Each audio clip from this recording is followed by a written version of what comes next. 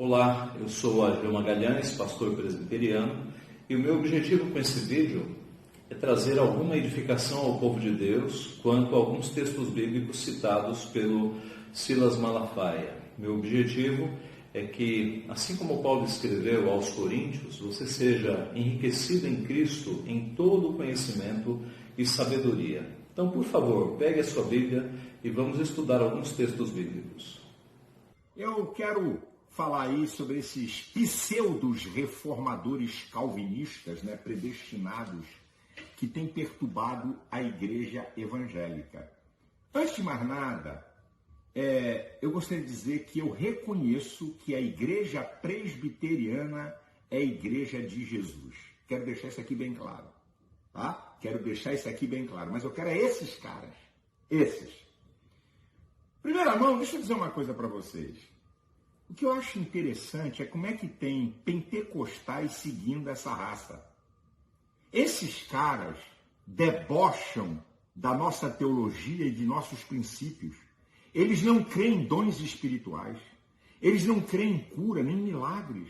Há um equívoco nesta fala de que os crentes que creem nas doutrinas da graça, os crentes que seguem os princípios da reforma protestante, não creem em dons, curas e milagres. Eles creem nos três. Na verdade, a lista de dons no Novo Testamento é extensa, são algumas listas.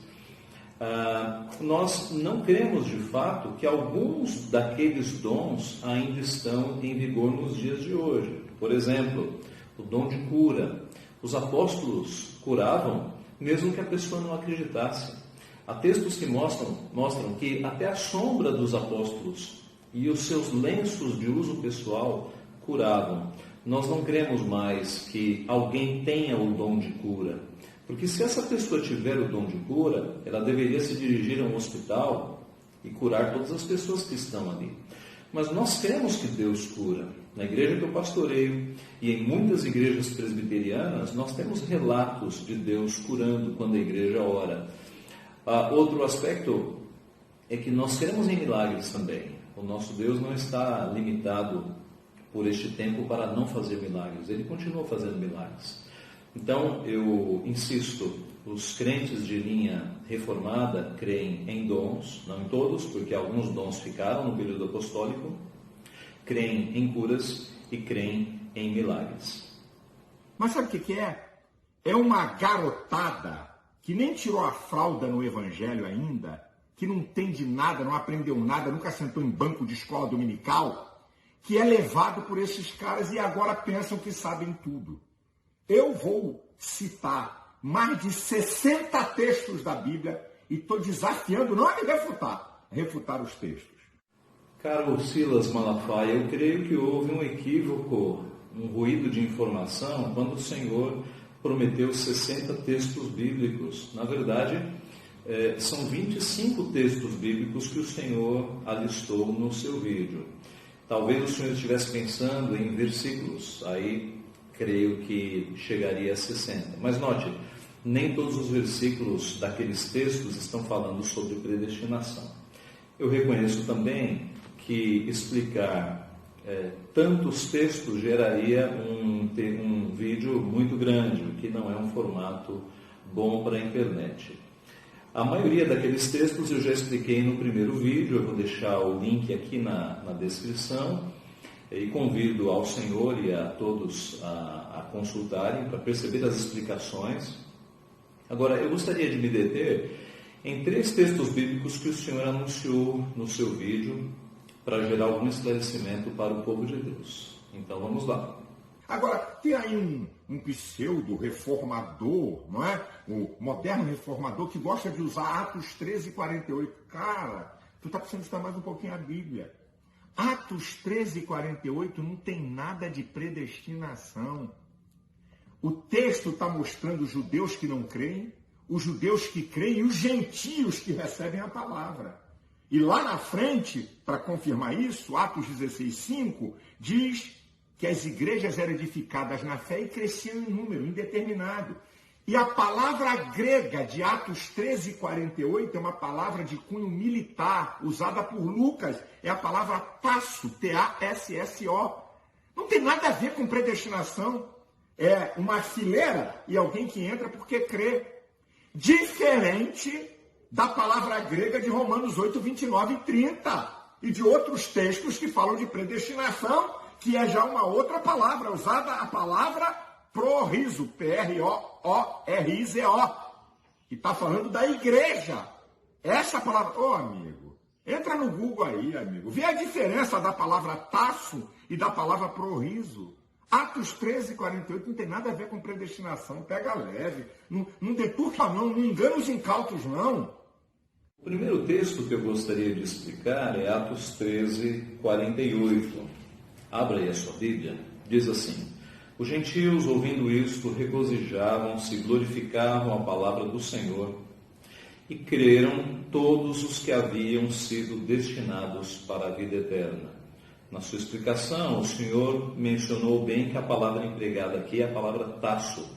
A palavra tasso aparece apenas 8 vezes no Novo Testamento, em Mateus 28:16, em Lucas 7:8, em Atos 13:48, em Atos 15:2, em Atos 22:10, em Atos 28:23, em Romanos 13:1 e em 1 Coríntios 16:15.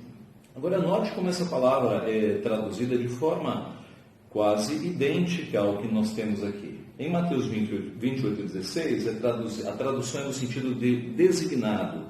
Em Lucas 7:8, ordenado. Em Atos 13:48, destinado. Em Atos 15:2, determinado. Em Atos 22:10, ordenado. Em Atos 28:23, marcado. Em Atos 13:1, instituído. E em 1 Coríntios 16:15, consagrado. Ora, todas essas opções de tradução, elas se encaixam aqui, não mudam o sentido. E creram todos os que haviam sido ordenados para a vida eterna, determinados para a vida eterna, marcados para a vida eterna, consagrados para a vida eterna. A palavra tasso, traduzida dessa forma, ela não muda o sentido do texto. E o sentido do texto é o seguinte: quem é que crê? Crê aquele que foi anteriormente destinado à vida eterna. Na eternidade da massa de caídos, Deus resolveu salvar para si um povo. E ele trouxe esse povo para si. Esse povo no Antigo Testamento era Israel, e no Novo Testamento é a igreja que foi enxertada como a oliveira brava. Agora, interessante, em explicação a esse texto, nós podemos ir, vá para a tua Bíblia, você que nos assiste, para João 6, 37 e 39. Quem são os que creem? Ora, os que creem são aqueles que foram destinados para a vida eterna. Avance volte para João 6, 37 e 39 e observe o nosso Senhor Jesus Cristo dizendo. Veja lá, João 6, 37, todo aquele que o Pai me dá, esse virá a mim, e o que vem a mim, de modo nenhum lançarei fora. Quem é que Cristo salvou na cruz? Foi aquele que o Pai o deu. E esse que o Pai o deu, Jesus não lança fora. Note, se o Pai tivesse entregado a Jesus Cristo toda a humanidade na cruz, Jesus Cristo não lançaria nenhum fora. Ele teria salvado a todos. Mas todo aquele que o Pai me dá, esse virá a mim. E o que vem a mim, de modo nenhum lançarei fora. Observe que creem aqueles que foram destinados à vida eterna. Creem e são salvos aqueles que o Pai deu a Jesus Cristo. Verso 39. E a vontade de quem me enviou é esta, que nenhum eu perca de todos os que me deu. Avance para João 10, verso 11. João 10, verso 11. Texto de Jesus como bom pastor. Veja o verso 11. Eu sou o bom pastor dá a vida pelas ovelhas. Quem são as ovelhas? Será que é a humanidade inteira? Ora, veja o verso 14.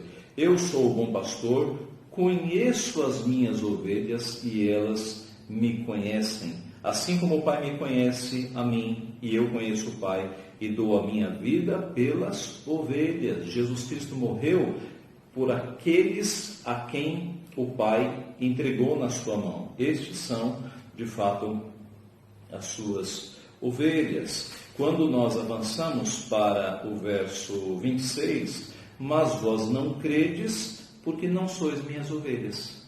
Aqueles que não creem é porque não são eleitos, é porque não são ovelhas. As minhas ovelhas ouvem a minha voz, eu as conheço, elas me seguem.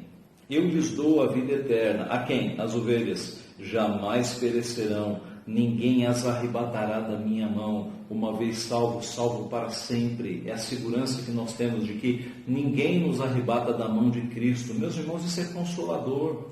Alguns têm chamado a doutrina da eleição de uma doutrina diabólica. Totalmente equivocado. É a única doutrina que nos dá segurança da salvação. É a doutrina bíblica. Eu lhes dou a vida eterna, jamais perecerão, ninguém as arrebatará da minha mão. Aquilo que meu Pai me deu é maior do que tudo, e da mão do Pai ninguém pode arrebatar.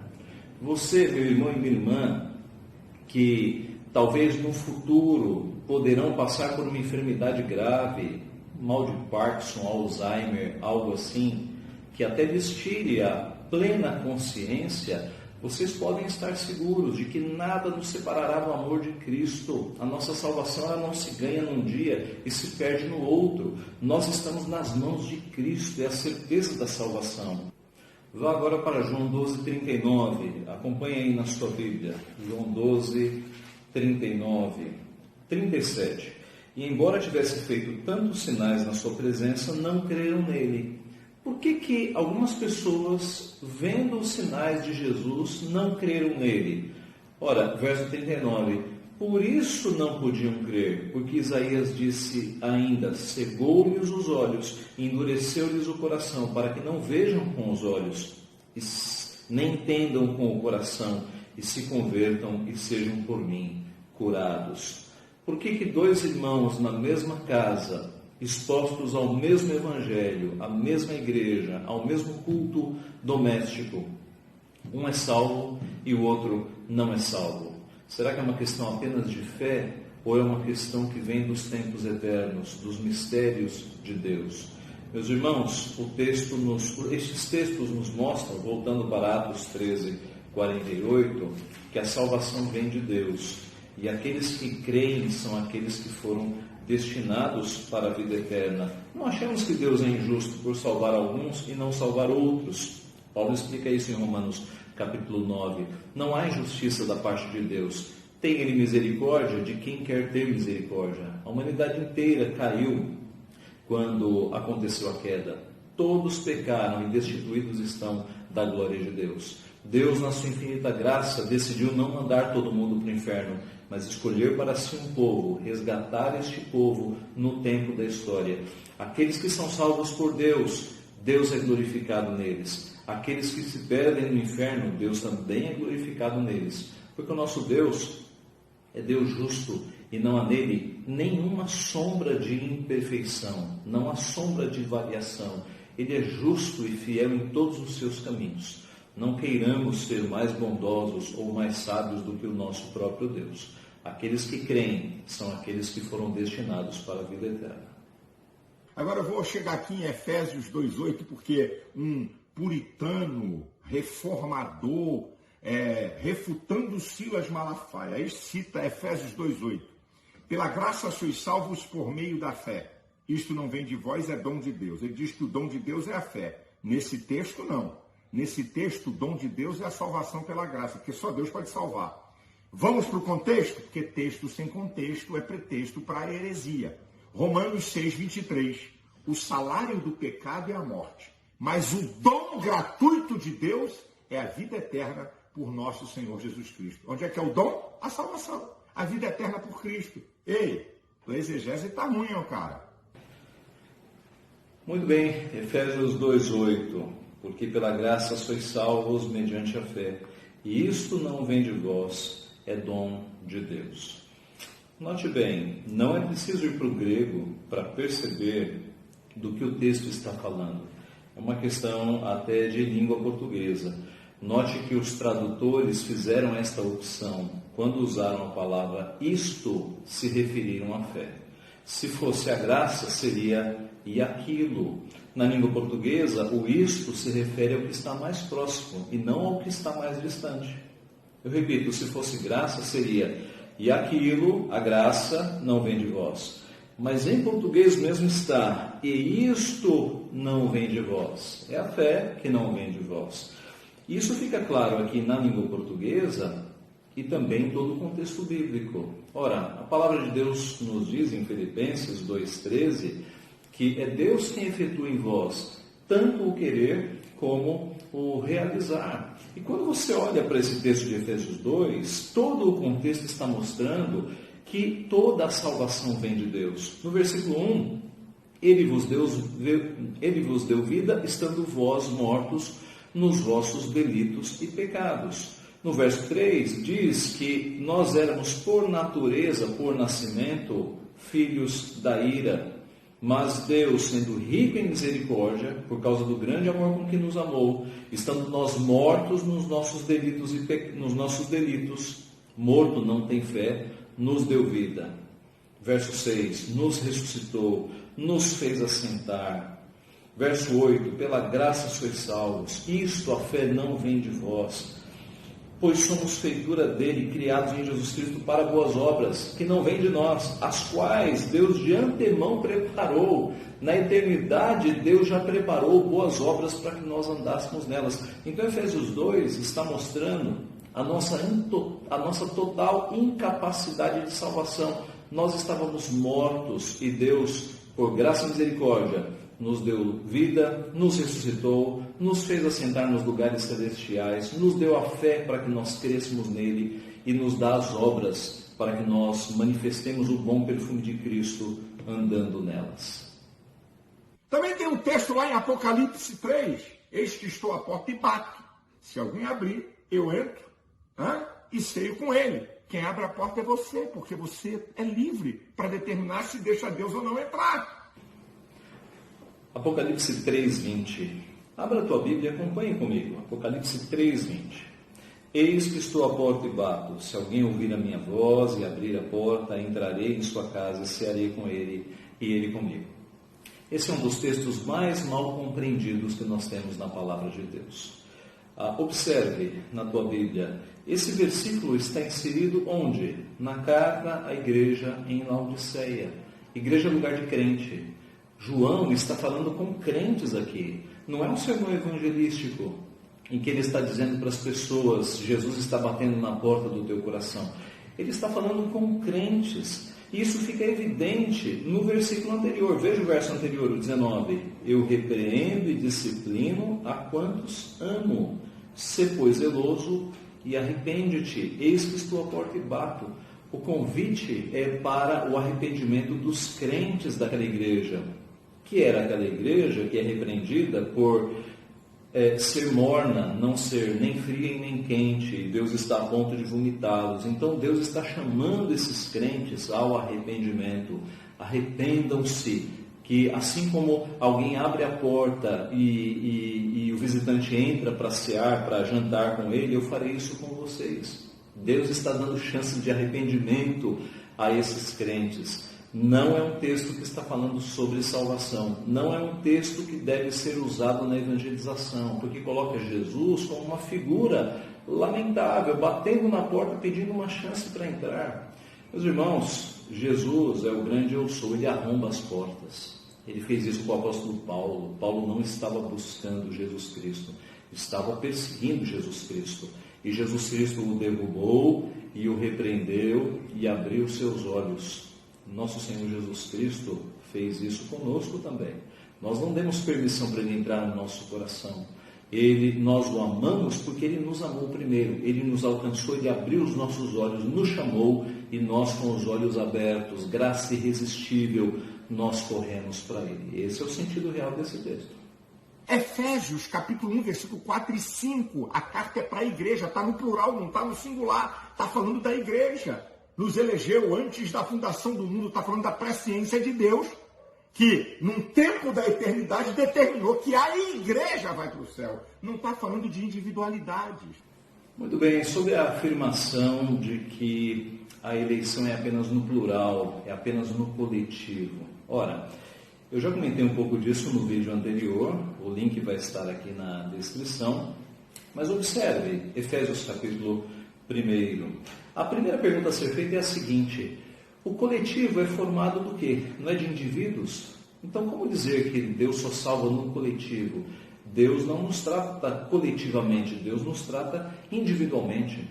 A palavra de Deus nos diz que nenhum filho pode ser culpado pelos pecados do pai, que nós responderemos pelos nossos próprios pecados, que a responsabilidade é individual, a eleição também é individual. Isso fica claro no próprio texto de Efésios, capítulo 1, do 3 até o 14. O texto fala que Deus nos escolheu nele antes da fundação do mundo, verso 4. Verso 5, que em amor nos predestinou para ele.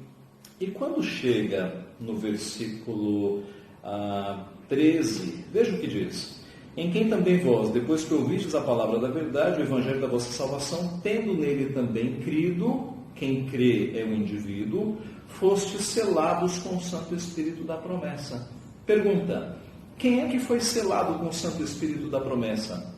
A igreja como um todo ou cada crente no Senhor Jesus? É claro que é o indivíduo, porque o Santo Espírito da promessa é o penhor da nossa herança até o resgate da sua propriedade em louvor da sua glória.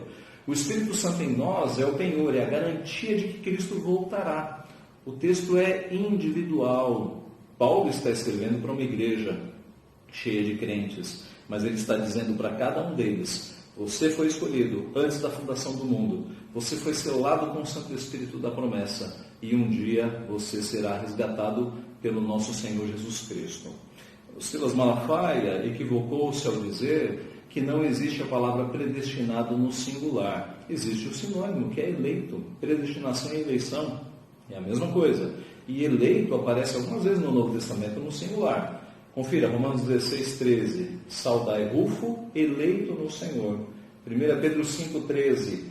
Aquela que se encontra em Babilônia, também eleita, vos saúda, como igualmente meu filho Marcos. 2 João 1:1. O presbítero, a senhora eleita e a seus filhos. 2 João 1:13.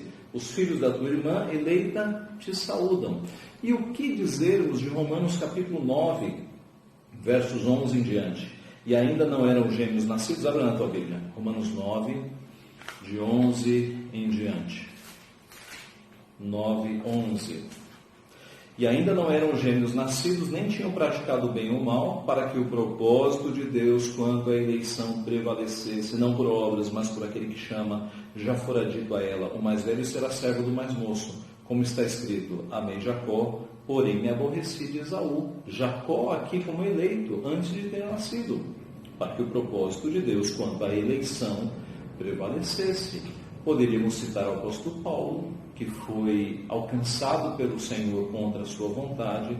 Pensemos em Lídia também, o texto de Lídia, Atos 16:14. Abra lá, marque esse texto na tua Bíblia. Atos 16:14. Diz assim: certa mulher chamada Lídia, da cidade de Tiatira, vendedora de púrpura, temente a Deus, nos escutava. O Senhor lhe abriu o coração para atender às coisas que Paulo dizia. Foi o livre-arbítrio que abriu o coração dela, ou foi o Senhor que abriu o coração de Lídia? É evidente, meus irmãos, que se a salvação é individual, a eleição também é individual. Isso fica bem claro no Novo Testamento. Agora, gente, deixa eu falar um pouco desses caras. Esses pseudos reformadores calvinistas, o calvinismo deles é aquele que chegou na América, daqueles puritanos, aqueles caras que foram contra, sabe, o progresso social a favor da escravidão e que mandaram matar e matar os anabatistas porque batizavam, e eles não criam batismo, e ainda matavam os caras afogados. Leia o livro do Doniello, que fala sobre o renascimento dos 7 montes, que ele explica muita coisa sobre isso. E outra, esses caras vêm como pseudos reformadores. Eu nunca vi esses caras combaterem o pecado, mas perturbam a igreja. Eu nunca vi esses caras confrontarem a sociedade. O ativismo gay, que quer destruir valores de família e valores cristãos, nunca botaram a cara para fora como eu. Perturbar a igreja é mole. Falar contra a igreja é mole. Eu quero ver eles botarem a cara para fora para combater isso que está aí. Covardes, omissos e outra. São hipócritas. É por isso que eles são contra a prosperidade. Vem lá da história do início do calvinismo que chegou na América, que era contra o progresso social. Mas eles são hipócritas. Porque nenhum deles vive como pobre, nem mora em favela, nem anda de ônibus e metrô. Muitos vivem como classe média alta, morando em casa bacana e até com carro importado, hipócritas. Eu não tenho nada contra isso, mas é a hipocrisia deles de ensinar uma coisa que eles não vivem. E outra, gente, acorda, povo de Deus. Na maioria desses pseudo-reformadores, sabe o que é o DNA deles? É o DNA esquerdopata, minha gente, que está neles. Por isso que eles não combatem essas mazelas e não fazem aquilo que a Bíblia diz. Não vos conformeis com este mundo. Eles se conformam. São bons para perturbar a igreja, mas se omitem no combate, no enfrentamento dessa sociedade com o Evangelho de Cristo. Essa que é a verdade, ok? Eu gostaria de terminar esse vídeo esclarecendo algumas falas equivocadas que o Silas Malafaia disse no final. A primeira fala equivocada foi quando ele disse que calvinistas eram contra o progresso da sociedade. Ora, há um equívoco muito grande nisso. Se você observar o início do país mais próspero atualmente, que é os Estados Unidos da América, você vai perceber que ele iniciou com calvinistas, com gente reformada. Isso é uma questão de história. Se você pesquisar na história o Destino Manifesto, você vai perceber que aquele povo cria que Deus era com eles, que eles iriam construir uma sociedade próspera. Sociólogos como Max Weber constataram isso. A obra A Ética Protestante e o Espírito do Capitalismo mostra exatamente isso. Então, calvinistas não são contra o progresso. Na verdade, os Estados Unidos da América e boa parte do progresso da civilização ocidental deve este progresso a irmãos e irmãs nossas do passado que criam absolutamente na soberania de Deus. Uma segunda fala equivocada que o Silas disse foi sobre anabatistas sendo mortos por calvinistas. Ora, de fato, há 500 anos atrás, erros foram cometidos. Mas não foram só calvinistas que perseguiram anabatistas. Pesquisem livros de história e você vai perceber que várias denominações perseguiram os anabatistas. A grande questão é a seguinte: a cristandade cometeu erros no passado, as cruzadas e tantos erros que ocorreram. O ponto é, hoje há alguma igreja presbiteriana matando pessoas que não aceitam a sua fé? Pelo contrário, nós temos tratado com todo amor e carinho e consideração pessoas que são muito violentas conosco. Então não é o nosso espírito matar ninguém por discordar. Muito pelo contrário. Nós consideramos pentecostais e arminianos irmãos nossos. Consideramos sim. Então, observe que não pode ser imputado a nós hoje erros de 500 anos atrás.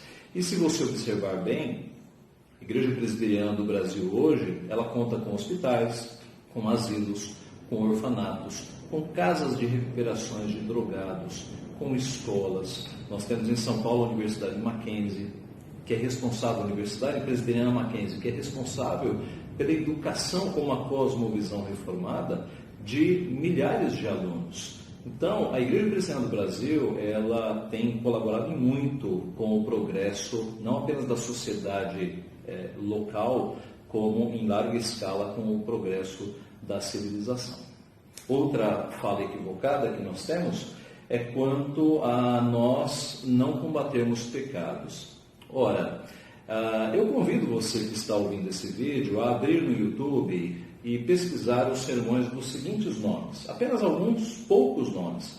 Augusto Nicodemos, veja os sermões de Augusto Nicodemos. Hernandes Dias Lopes, Josafá Vasconcelos, Paulo Brasil, Everton Tokachique, Eber Júnior, Leandro Lima, Paulo Júnior, John Piper, pouquíssimos nomes. Escute os sermões destes homens para você perceber como eles combatem sim o pecado e como eles estão pregando para que o povo de Deus se aproxime mais do Senhor em uma vida de santificação.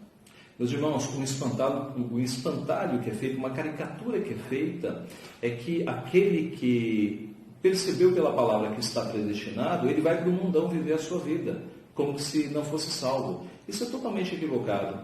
Quando nós percebemos que o nosso Deus nos amou desde a eternidade, isso é um grande impulso para que nós sejamos mais fiéis a Ele. Aquele indivíduo que diz assim, não, eu estou salvo para sempre, e vai para o mundão, é que nunca foi salvo. Saiba disso. Outra fala equivocada do Silas Malafaia é que nós nunca combatemos o ativismo gay. É equivocado isso. Eu te convido a acessar o meu blog, Resistência Protestante. Jogue no Google, Resistência Protestante. Eu contei, antes de ontem, 57 artigos e vídeos contra a chamada mordaça gay. Inclusive tem vídeos lá do Silas Malafaia, que foi um grande guerreiro nesta causa, a quem nós agradecemos. Então não é verdade dizer que nós não colaboramos nesta luta. Nós nos mobilizamos bastante, escrevemos para senadores, para deputados, nós também lutamos essa causa. Outra fala equivocada é que nenhum deles anda de ônibus e de metrô. Essa é bem equivocada, porque a maioria dos pastores, Silas Malafaia, anda de ônibus e de metrô.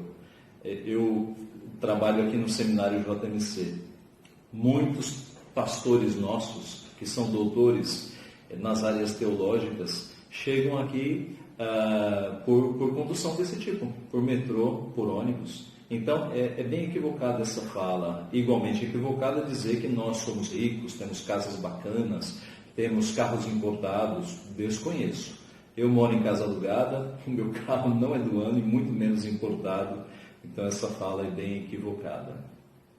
Outra fala equivocada, e essa é a última, é que a maioria dos reformados é esquerdopata. Não procede, não procede.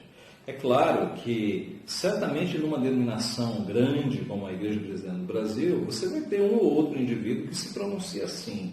Mas eu diria que a maioria dos pastores é contra marxismo, comunismo, socialismo. Aliás, a posição da Igreja Presbiteriana do Brasil exposta em concílios, no Supremo Concílio, é totalmente contra isso. Nós temos resoluções dizendo que o marxismo e o comunismo são incompatíveis com a fé cristã. Deixe-me dar apenas um exemplo de um fato recente. Há pouco tempo atrás, a Universidade Presbiteriana Mackenzie convidou o presidente da República, Jair Bolsonaro, para que fosse até lá conhecer a universidade. Se nós fôssemos esquerdistas, esse convite nunca teria sido feito. Então, de fato, nós não somos marxistas, nem comunistas, nem esquerdopatas.